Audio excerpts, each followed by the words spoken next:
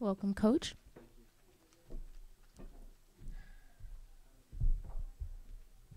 And we'll start with an opening statement as soon as you get a drink there. Go ahead. Okay. Well, this team started out 0-3, and I just kept telling them, just about the belief. We didn't start the season. Like you could see, we weren't playing like we believed, and we just slowly got to 4-4, and then we added Cole, and we just slowly started believing more and more. And I kept telling them, just because you believe doesn't mean it's going to happen, but it won't happen unless you believe. And they gave us every chance. I mean, the losses we've had, and everybody, we talked about this morning. Everybody talks about adversity when they win a championship. We've lost a lot of guys in a year period, starting with Ryan, which was really tough for our team. But to have him here this weekend was wonderful. It was great for everybody. I know it was good for him and his family. And we're just so thankful he could be with us and be a big part of it. We lost some other really good players that quite frankly should be with us, and it's been difficult. And I'm sure it is for them. But this group of kids, it's been so much fun. I promised them early in the year, before the season ever started, that I would try to be more enjoyable this year. I hope that I have been. It's easy to say that when you win. It really is. You win 25 games. It's easy to be more enjoyable to be around. But I did my very best, the best I could. And I'm just so grateful that I get to be these guys' coach. Thank you, Coach. We'll open the floor for Grant and Loudon.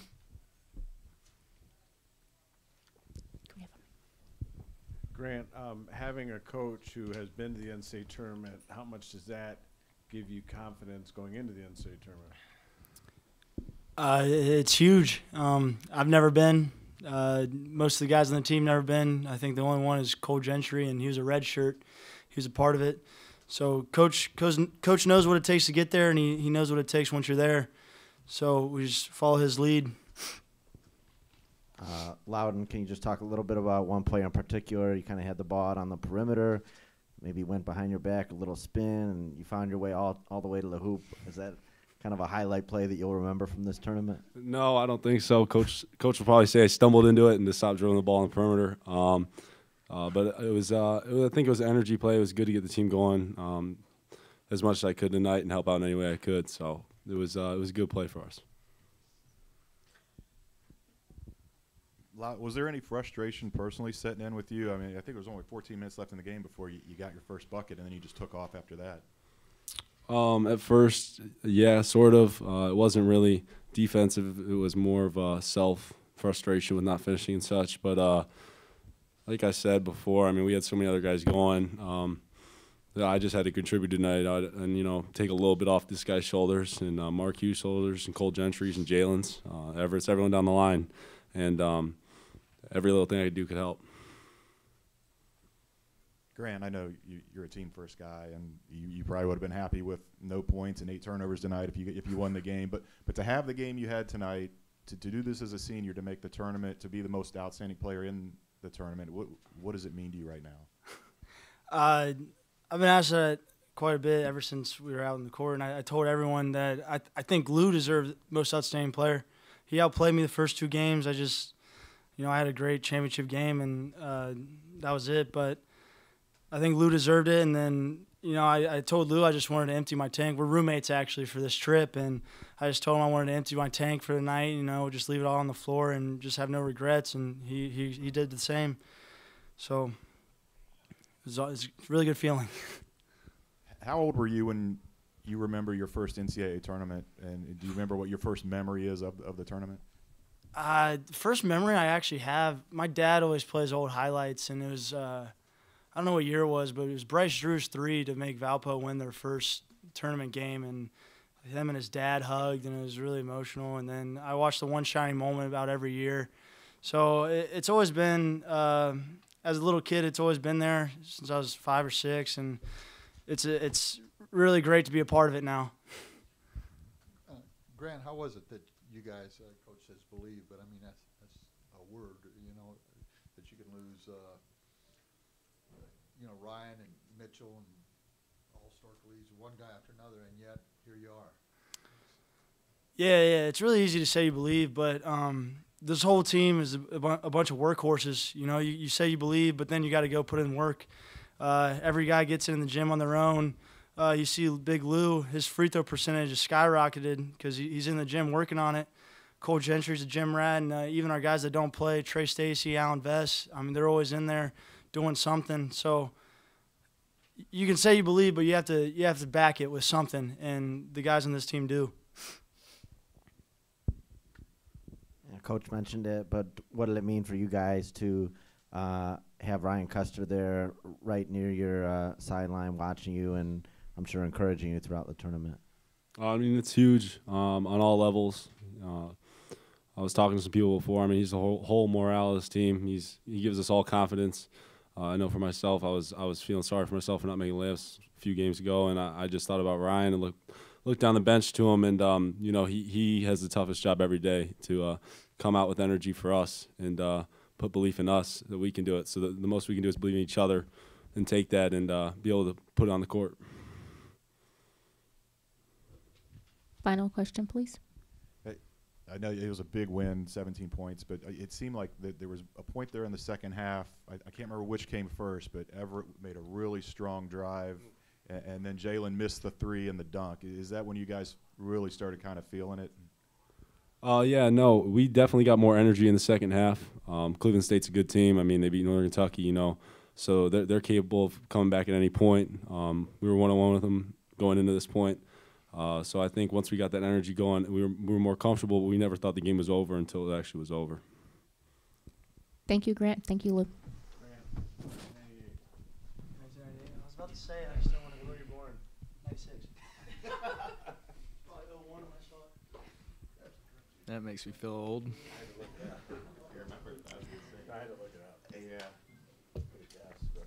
We're open for questions with Coach. Coach, what can you bring from your previous NCAA tournament experiences to help this team this year? Well, you know, the one thing we talked about in there was just the humility that it takes, I think, to get yourself gathered, because, you know, they'll walk around for 4 or 5 days here before Selection Sunday, and everybody's going to pat them on the back and tell them how great they are, and they're going to feel more important than they probably really are. And so, you know, it'll be my job to bring them back down to earth and then get them, you know, to really believe that it can happen. And I've seen it happen. I've seen it happen a lot in my lifetime. You know, I don't know where our seed will be. I'm sure we'll have a pretty high seed. And we're going to play, obviously, a tremendous, probably one of the top 9 to 12 teams in the country. And so, but I've watched it happen, and I've seen teams at our level do it. And, you know, I have to convince these guys. And obviously it helps if you can go 1 or 2 or 3 times and you have kids that have experience in it. We really don't have anybody. And so it could, you know, sometimes a moment can be so big that it freaks the guys out. I think the first year we went, that's what happened. I watched our guys in shoot-around the day before, and, I mean, they looked like scared puppies out there. And I called them in, and I said, "Are you guys okay?" And so, you know, this team's not going to have that experience, but I have had it, and I'll be able to talk about it with them and you know, just get them to focus on the next game, just like we've been doing all year. How special was it watching Benzinger tonight? Not just the points, but I think twice in the first half, basically dove over a couple of rows. I mean, you know, Grant is one of the, and I've coached a lot of guys in many years. He might be the only guy I've had to ask to quit diving on the floor. And I mean, everybody on our team knows. And we missed so much of Grant the first 6 weeks. I mean, Grant missed the very first 6 weeks of practice, came back the day before our first game we played Loyola. And I think he played 35 minutes or so in that game. It was unbelievable. I'd never seen anything like it. But it did take him still a while to get his rhythm. But the thing where it really hurt our team, you know, and one of the reasons we started out on 3 was because we didn't have Grant in practice, and he changed his practice. He changed the level of practice, what the expectations are. When he starts doing, everybody else sees it, and they're like, well, I better do that too. And so, you know, it wasn't a surprise to me, but I think it just tells you how badly he wanted this thing. And when we were struggling there early, we have 2 games in a row here where we were just awful offensively early. He was the one guy that wasn't. He kind of got us going. He wasn't afraid, and he took the shots. Any further questions? Did you prepare for them any differently, knowing that it was going to be a fourth game in 5 days? Did you expect them to be more fatigued and No. try to attack I them? mean, it's fourth game, 5 days for them, third game, 4 days for us. But we didn't get back to the hotel about 12:30 last night, and so I was more concerned about that. I mean, we were turning around playing 2 games in less than 24 hours, and so they had a jump on us there. I did think, as we got going there in the second half, and I kept telling our guys, particularly offensively, just to continue your movement, because it did feel like to me that they looked tired, and it's hard. I mean, those kids, how many emotional games did they have? You go back to with Cleveland State, I think they played a double overtime game with Youngstown before they came here, and then they won a 1-point game. And then they go and beat Northern Kentucky, and so I can't imagine the emotions that they've been through in the last 4 or 5 days, and just what a great job, what a great job their coaching staff has done. He is such a good coach, and I know that they're proud to have him. He's going to do a great job there. Joey, all set? Thank you, Coach. Okay.